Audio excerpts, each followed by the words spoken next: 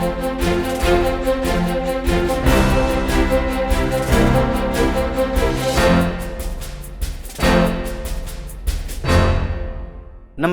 Study IQ IAS Hindi platform पर आपका स्वागत है। आज हम लोग मुद्दे की बात कार्यक्रम में एक बेहद महत्वपूर्ण मुद्दे पर बात करने वाले हैं और यह मुद्दा जुड़ा हुआ है पॉलिटी से, राजव्यवस्था से।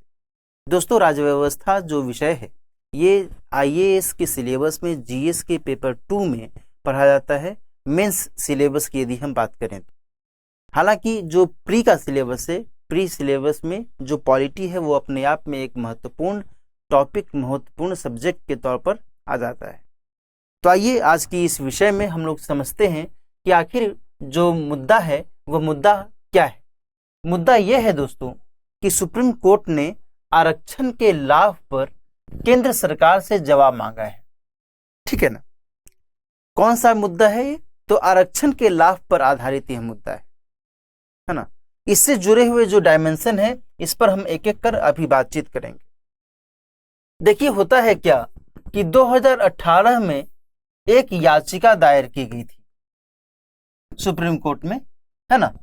इसी याचिका की सुनवाई की गई है सुप्रीम कोर्ट में। ठीक है। और मुद्दा दरअसल यह है कि SC, यहां पर हम शेड्यूल्ड कास्ट की बात कर रहे हैं, है ना।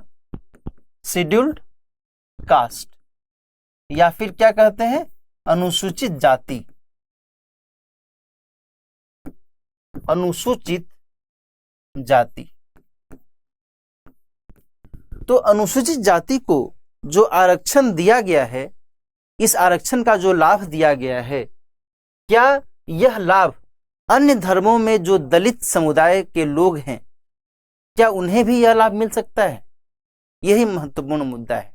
बात समझ में आ रही है ना कि एक तो अनुसूचित जाति के अंतर्गत जो लाभ की स्थितियां रहती हैं, आरक्षण के लाभ की स्थितियां रहती हैं, क्या ये लाभ उन धर्मों के लोगों को भी मिलेगा जो कि हिंदू धर्म से इतर हैं, या फिर वैसे धर्म जिनमें दलित को महत्व दिया गया है, दलित समुदाय को इंगित किया गया है, उन धर्मों से इतर यदि दूसरा धर्म है तो फिर क्या उन दूसरे धर्मों में भी दलित समुदाय को इसका लाभ मिल सकता है? दो बात आ रही है। क्लियर? एक जो दलित है वो कुछ महत्वपूर्ण धर्मों से जुड़ा हुआ है। ठीक है। कौन कौन से धर्म हैं? हिंदू धर्म, बुद्ध धर्म और सिख। ठीक है। तो ये जो दलित है ये इन धर्मों से जुड़े हुए हैं जिनको आरक्षण का लाभ दिया जाता है। और जो दूसरा दलित का एक वर्ग है जो कि मुस्लिम या फिर ईसाई धर्म से बिलोंग करते हैं। बात समझ में आ रही है ना। तो इसी को लेकर करके एक याचिका दायर की गई थी कि क्या जो आरक्षण का लाभ इनको मिलता है, क्या वह लाभ इन्हें मिल सकता है या फिर नहीं मिल सकता है। इस संदर्भ में राष्ट्रीय दलित ईसाई आयोग का अपना तर्क है। अपना तर्क यह है कि इस आयोग का कहना है कि जो आरक्षण मिलता है उसका आधार क्या है ना। वह आरक्षण शिक्षा और रोजगार, इन्हीं के संदर्भ में तो आरक्षण मिलता है। और यदि हम इस तरीके से धर्म के नाम पर यदि हम दलित को इस तरीके से बांटेंगे तो फिर आरक्षण का जो समुचित लाभ मिलना चाहिए इन दलितों को, इस वर्ग के दलितों को, वह लाभ नहीं मिल सकेगा और इससे उनके मौलिक अधिकार का हनन होगा। ये कौन कहता है? तो ये कहता है राष्ट्रीय दलित ईसाई आयोग। बात समझ में आ रही है ना। इस आयोग का यही तर्क है कि भाई आरक्षण हम दे रहे हैं किसी भी समुदाय को तो शिक्षा और रोजगार के संदर्भ में ही हम आरक्षण दे रहे हैं, और यदि इन्हें भी यह लाभ नहीं मिलता है तो फिर जो मौलिक अधिकार है इनका उसका हनन हो जाएगा। है ना, समानता के अधिकार का हनन हो जाएगा। ठीक है, तो ऐसे में ये सवाल खड़ा हो जाता है कि क्या धर्म के नाम पर इस तरीके से बंटवारा किया जाना चाहिए कि हाँ, ये व्यक्ति दलित होने के बावजूद भी हिंदू धर्म से संबंधित नहीं है, या फिर बौद्ध धर्म से संबंधित, बौद्धिस्ट से नहीं है, या फिर सिख नहीं है, तो फिर उसे आरक्षण का लाभ नहीं मिलेगा। ये तर्क दिया जा रहा है राष्ट्रीय दलित ईसाई आयोग के द्वारा। क्लियर।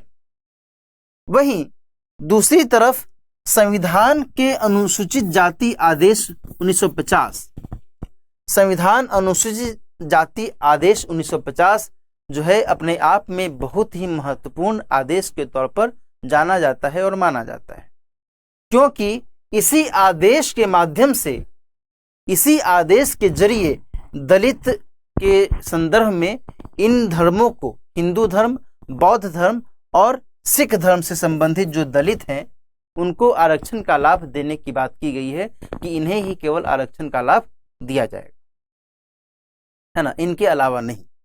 इसमें तर्क ये दिया जाता है कि अन्य धर्मों में दलित से संबंधित या फिर दलित समुदाय है ही नहीं, तो जब वो समुदाय है ही नहीं तब फिर कोई दिक्कत ही नहीं है, तब उन्हें आरक्षण का लाभ क्यों ही दिया जाए।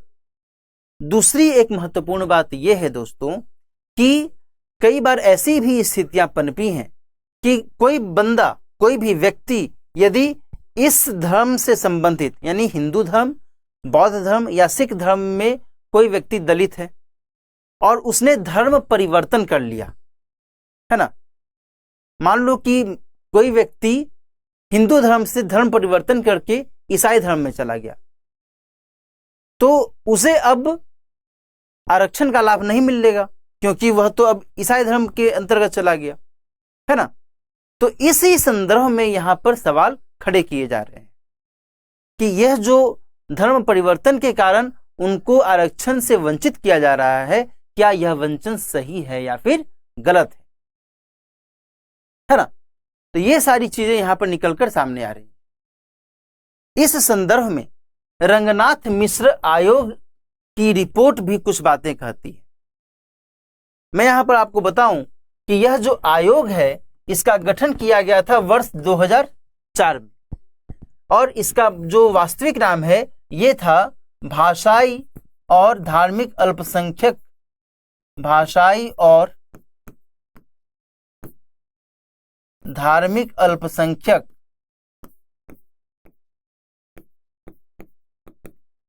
राष्ट्रीय आयोग, है ना।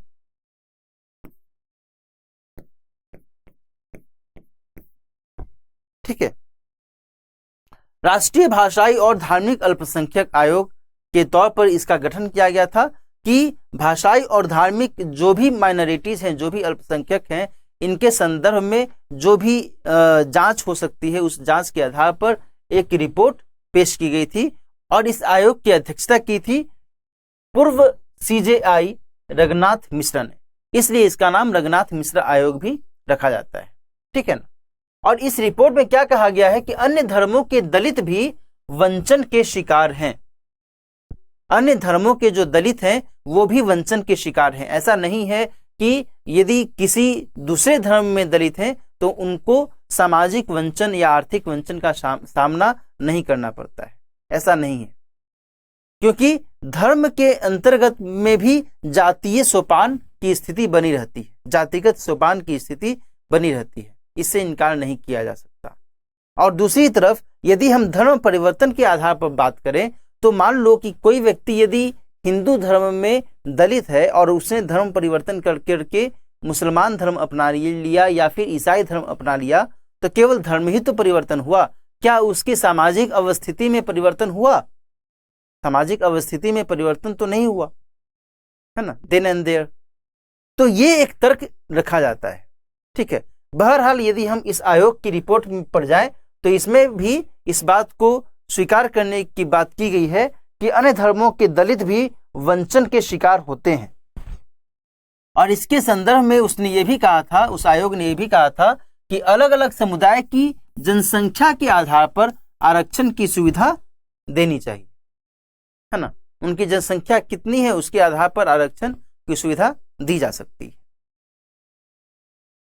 तो धर्म परिवर्तन सामाजिक बहिष्करण से परिवर्तन का प्रतीक नहीं है। ये बात यहां पर निकलकर सामने आ रही है।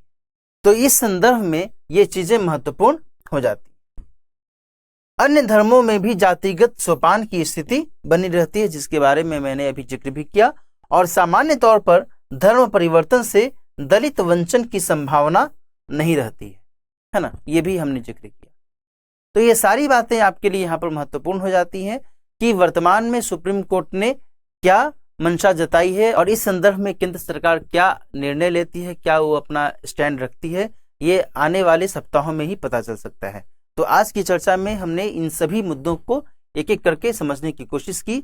इस चर्चा के आधार पर एक सवाल आप हल करने की कोशिश कीजिएगा। सवाल है, आरक्षण के लाभ का विस्तार भारतीय समाज में दलित वर्ग के सशक्तिकरण में सहायक हो सकता है? चर्चा कीजिए। बहुत ही महत्वपूर्ण सवाल है और हमने जो चर्चा की, इस चर्चा के आधार पर आप इसे अच्छे से उत्तर के तौर पर लिख सकते हैं। यहां पर 2-3 चीजें ध्यान में रखिएगा कि आरक्षण के लाभ का विस्तार, ठीक है, आखिर क्या इशू है, उस इशू को आपको रखना है। साथ ही इसमें यह बताना होगा कि दलित वर्ग के सशक्तिकरण में यह जो विस्तार है, यह विस्तार किस हिसाब से सहायक हो सकता है और इसको लेकर करके क्या तनाव के माहौल हैं, क्या पक्ष और विपक्ष के स्तर पर बातें कही गई हैं, और रंगनाथ मिश्र आयोग के बारे में, साथ ही जो संविधान अनुसूचित जाति आदेश 1950 है उसमें क्या बातें कही गई हैं, इन सभी को आप तथ्यात्मक तौर पर पेश कीजिएगा तो आपका उत्तर बेहतर हो सकता है। तो आज की चर्चा हम यहीं पर समाप्त करते हैं। मिलते हैं किसी और मुद्दे की बात कार्यक्रम में किसी और मुद्दे के साथ। तब तक अपना ख्याल रखिए, स्वस्थ रहिए, सुरक्षित रहिए। All the best.